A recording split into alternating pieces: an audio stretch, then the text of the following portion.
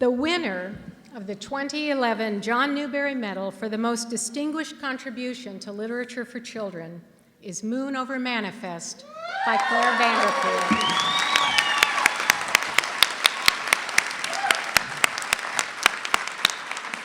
Published by Delacorte Press, an imprint of Random House Children's Books, which I said twice, sorry. It's that good. Edited by Michelle Poploff.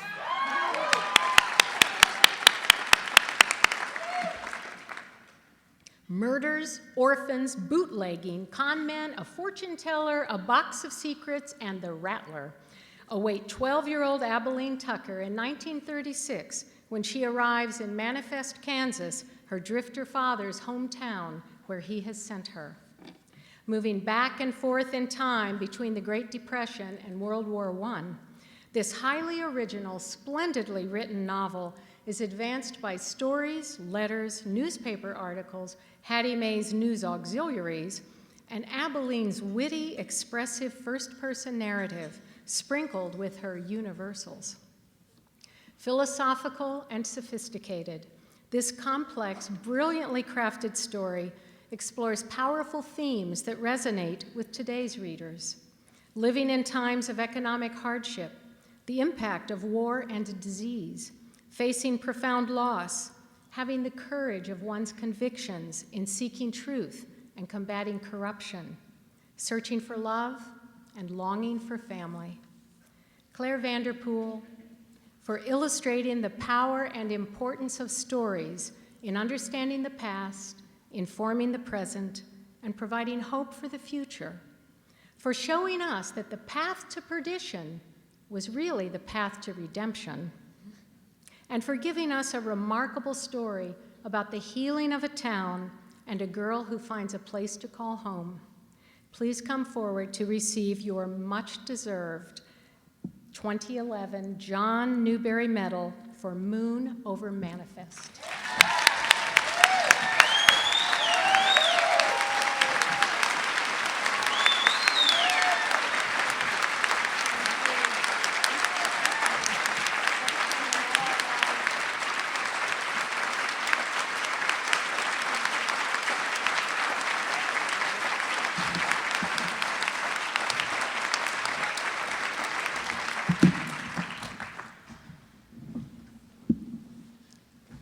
I'm a little prone to passing out, so I'll try to stay standing. First of all, Erin shared with me a little bit before her talk this evening, before we came in, her fear of speaking. And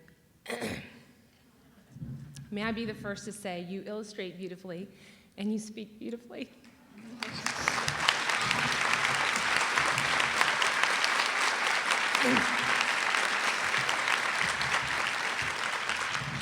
I have my own burdens to bear.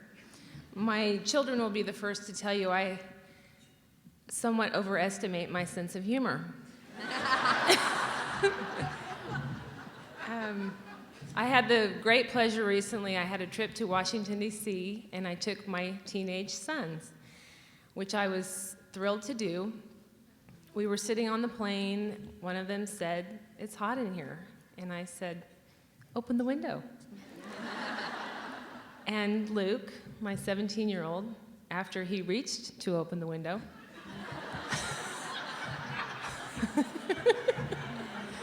looked at me and said, "Mom, if you're going to do that, you should have brought Anne-Marie." Anne-Marie is my sister. She thinks I'm funny. If you hear her laughing, feel free to join in. Maybe I should give her a microphone. Thank you for this incredible honor and for the opportunity to express my gratitude tonight. I'm also happy to address the questions that abounded in San Diego 5 months ago. Moon over what? Claire who? I come from a family of optimists. My parents are both Depression-era children, one born on a farm and one raised in a little house next to the railroad tracks. They raised my siblings and me with a can-do attitude. You'll figure it out. You can make it work. Keep at it. Anything is possible. And I believed them.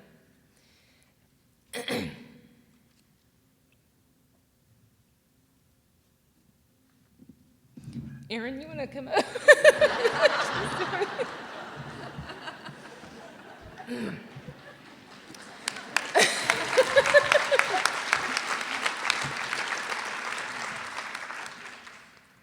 Their approach to life is what gave me the wherewithal to write a book, to work hard at it, to try and try again after many attempts and many rejections. Figure it out, make it work, keep at it. Their confidence and their optimism allowed me to dream big and set lofty goals.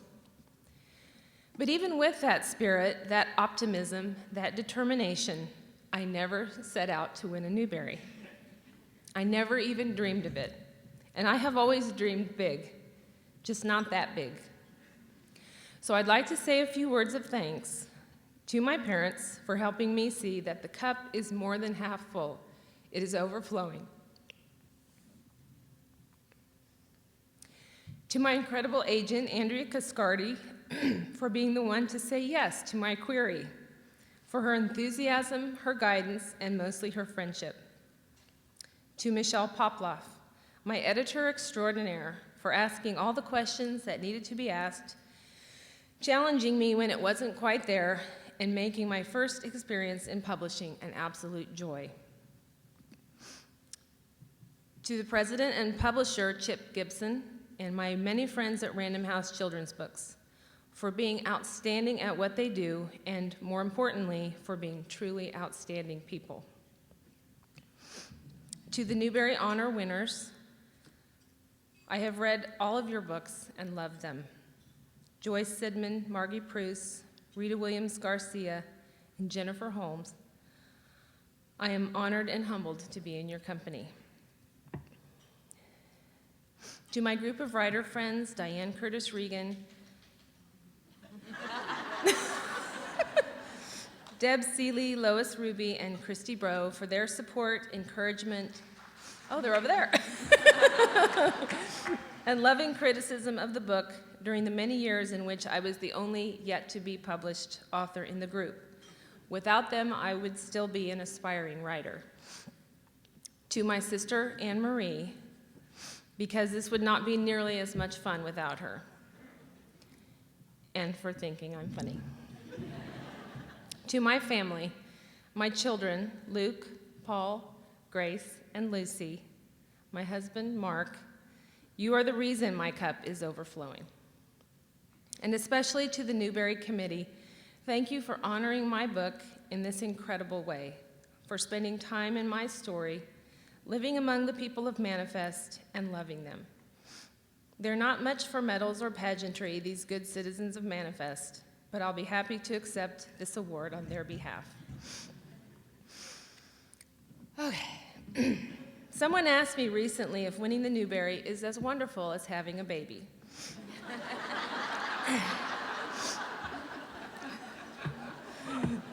That analogy falls a bit short, but it is like having a baby if you didn't know you were pregnant.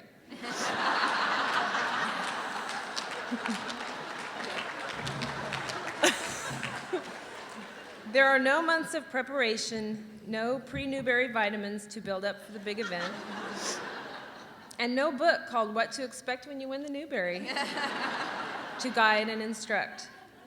It's a bit shocking and overwhelming. On the morning of January 10th, I was going about my business of cleaning up the kitchen when the phone rang. It was Cynthia Ritchie, the chairperson of the Newbery Committee. She said I had won the Newbery Medal. She could have said, "You have been selected to man the first space shuttle to Mars." And I would have been less shocked.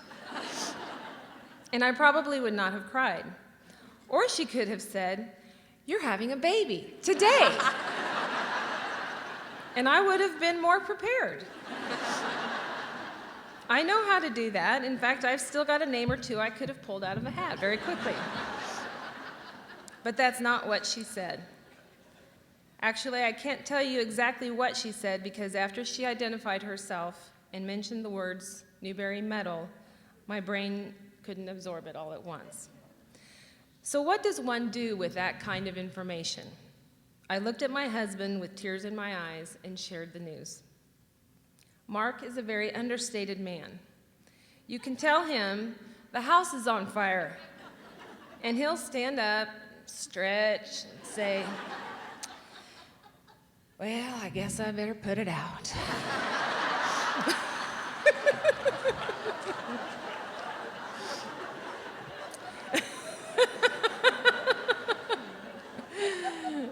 But this time, even he was excited. We went down the street to tell my parents. My mom cried and my dad beamed. He said, that is just wonderful. Thunderation. Hot diggity dog. And things of that nature. Then after all that, he said, so, Mary Claire, what is the Newbery?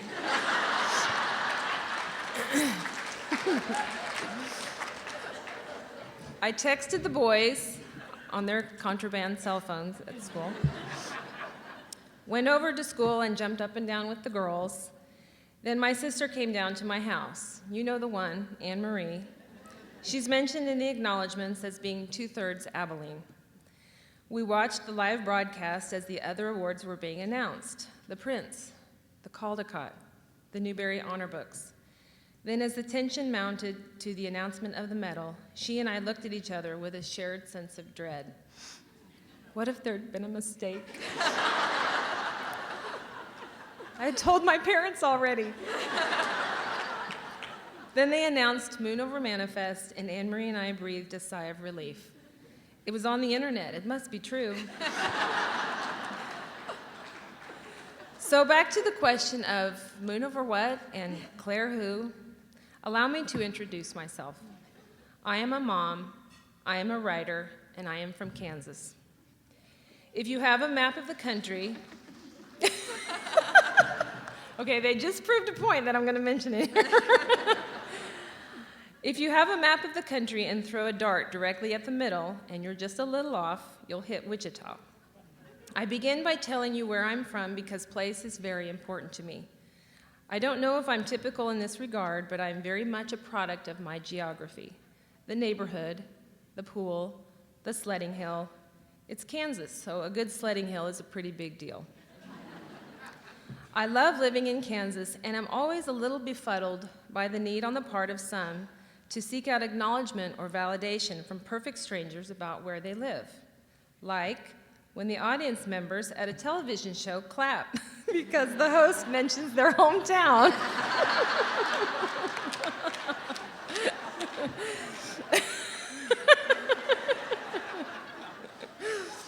As if being mentioned makes us worthy or of value.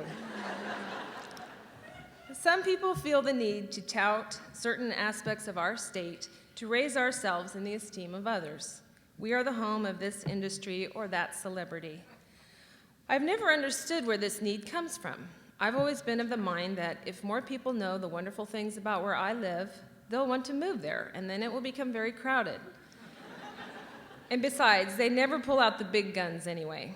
If they really wanted to impress the other audience members, they would make it known that Wichita is the birthplace of mentholatum.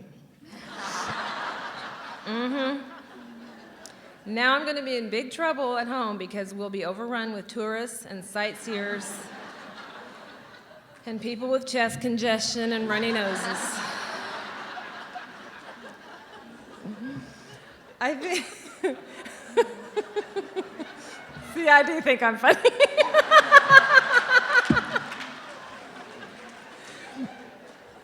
I think this connection to place is fairly common. People remember where they were in significant moments of their lives. I can tell you where I was when I finished reading Island of the Blue Dolphins, but I won't because it will embarrass my mom. Okay, I'll give you a hint. There was a significant amount of porcelain involved. Instead, I only had like 10 pages left. Instead, I'll tell you about a special place where I checked out Island of the Blue Dolphins, and A Wrinkle in Time, and The Witch of Blackbird Pond. My school library was a very ordinary library, conveniently located on the gym stage. Isn't that where every school puts their library? If not, they should. It was on a stage with red velvet curtains, so there was a built-in sense of drama, mystery even. It was elevated in a place of importance, like an altar. It had books with cards tucked inside where you could actually write your name and the date. These cards kept a history of the book and its readers like a family tree. The book might even indicate who donated it, and inside it had a stamp that said, "This book is the property of our school." It says this book is a part of us. We claim it as one of our own. If it wanders from the fold, we will look for it until it is found. This is the kind of relationship we have with our books. They're important and are to be protected and revered and kept in a place of honor. Our library was a special place. So with this love and affection for my home, my place, it was somewhat of a surprise to me that when I set out to write the story that became Moon Over Manifest, I found myself feeling a little lacking. I knew I wanted to write a story about place and about home from the perspective of a young girl who didn't have a home. But when I considered where to set my story, I found myself wondering if my place, my home, would be good enough. I'm always a bit envious of Southern writers. You can clap for yourselves. They have swamps and bayous and gulfs. I live in the plains. Southerners speak with an accent, and I imagine they say things like, "Well, shut my mouth and butter my biscuit." We don't have an accent, and around my house we say very ordinary things like thunderation and hot diggity dog. And put a little mentholatum on it. But that's so ordinary. Everybody says those things, right? Don't get me wrong, there are certain aspects of Kansas that are out of the ordinary.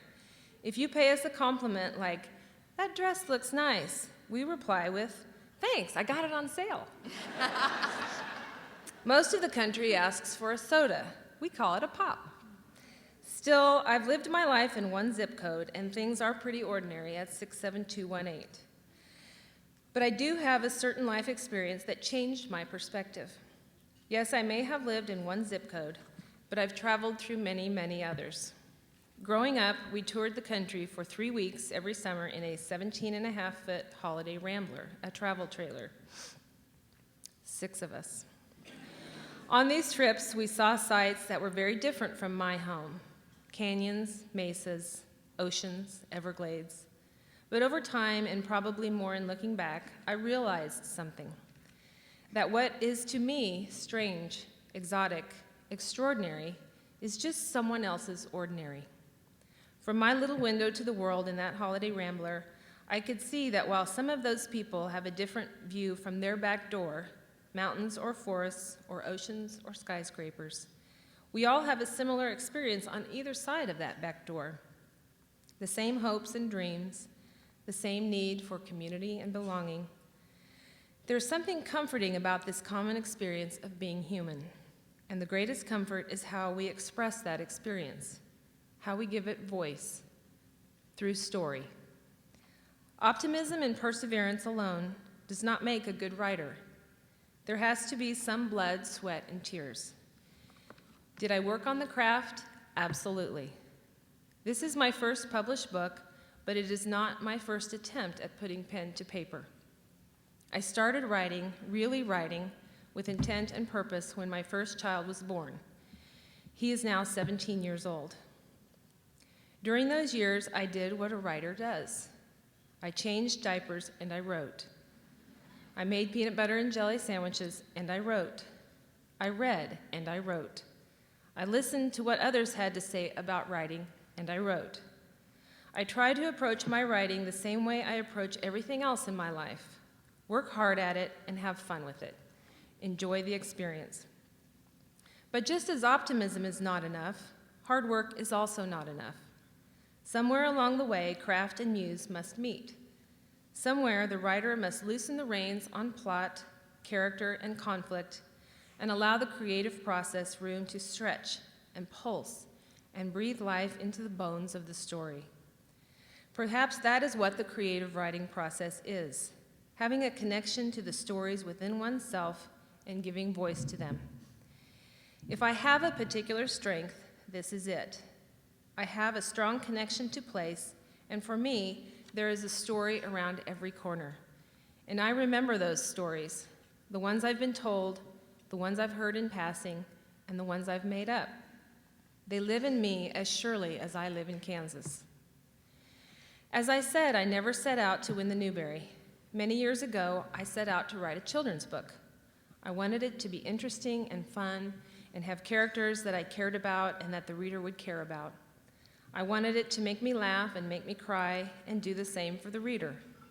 And I wanted it to say something honest about real people, their hopes, their dreams, their flaws, their goodness. I came across a quote from Moby Dick. It is not down in any map. True places never are. That's when the wheels began turning. What is a true place? What would a true place be for someone who had never lived anywhere for more than a few weeks or months at a time? What if it was a young girl during the Depression, a young girl named Abilene Tucker? I'm always amazed at the writing process. We writers have great plans for the story we think we're telling, only to find out that our characters have another idea. Moon Over Manifest is about home and community, but in many ways it became a story about storytelling and the transformative power of story in our lives.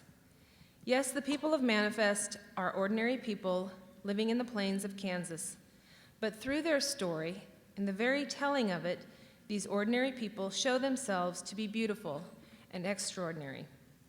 And I take no credit for that. I'm surrounded by people like that. As Abilene would say, people who are tired and hurt and lonely and kind. And I would add, people who are funny and humble and generous. Story evolves from story. Take Sister Redempta. I've known some Sister Redemptas or variations of her. She comes from grade school stories of my own or ones that I've heard of sisters back in the day. My mom tells of a girl in her school who was a little plump, a little plain, a little raggedy. This girl had been acting up in school and was sent to the principal's office. Sister Mary somebody.